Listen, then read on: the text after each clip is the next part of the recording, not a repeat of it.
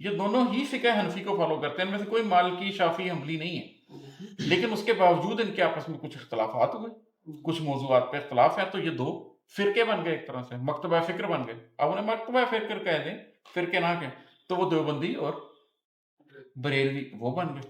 ان میں آگے مزید تقسیمیں بھی ہو جاتی ہیں. ایون آپ دیوبندیوں میں دیکھ لیں، پورا جو آپ کا طالبان کا پورا ایک ملیٹنٹ اسلام کا کانسیپٹ ہے وہ بھی دیوبندی ہے، اور جو آپ کا پورا یہ آپ کا تبلیغی جماعت ہے یہ بھی دیوبندی ہے. اب اس کے پیچھے لاجک یہ ہے کہ یہ بیسیکلی شاہ ولی اللہ کے جو فکر ہے، ان کی جو سوچ ہے، اس سے انسپائرڈ تھی یہ پوری دیوبندی تحریک.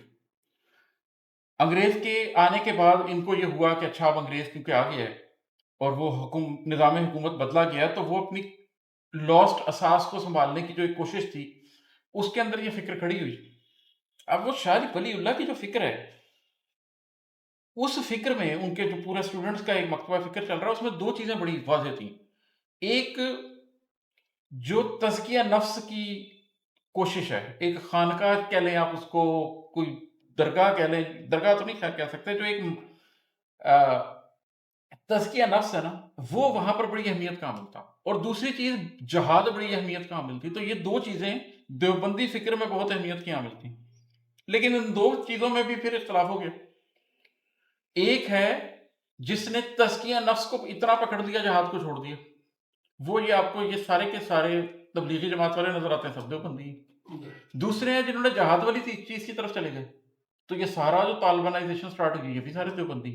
تو یہ وقت کے ساتھ ہر علم کے اندر، ہر سبجیکٹ کے اندر، ہر معاشرے کے اندر یہ ہوتا ہے کہ ایک فکر آتی ہے، پھر اس فکر میں دو احساس خیالات پیدا ہو جاتے ہیں، پھر وہ دو طرفوں میں چل پڑتا ہے، پھر ان میں سے جو ایک ہے اس میں مزید کوئی خیال پیدا ہو جاتا ہے، وہ پھر اور اس طرح سے چلنے لگ جاتا ہے. تو آپ مسلم امت کے ڈویژن کے پوائنٹ آف ویو سے اس کو نہ دیکھیں، اس کو ایک ہسٹوریکل پروسیس کے طور پہ میں آپ کو سمجھا رہا ہوں کہ یہ ہسٹوریکلی اس طریقے سے ہوتا ہے. ایک شریعت تھی، ایک اس کے بعد آپ کے مفقہین آئے ہیں، انہوں نے آپ کو فقہ دی ہیں، اور پھر اس کے اوپر جو ادارے بنے ہیں، انسٹیٹیوشنلائزیشن ہوئی ہے، اس کے نتیجے میں کچھ ایسی چیزیں کھڑی ہو گئی جن کو آپ فرقہ بولنا شروع کر دیتے ہیں. تو اگر آپ اس کو ہسٹوریکل پروسیس کے طور پہ سمجھنا چاہتے ہیں تو زبردست بات ہے.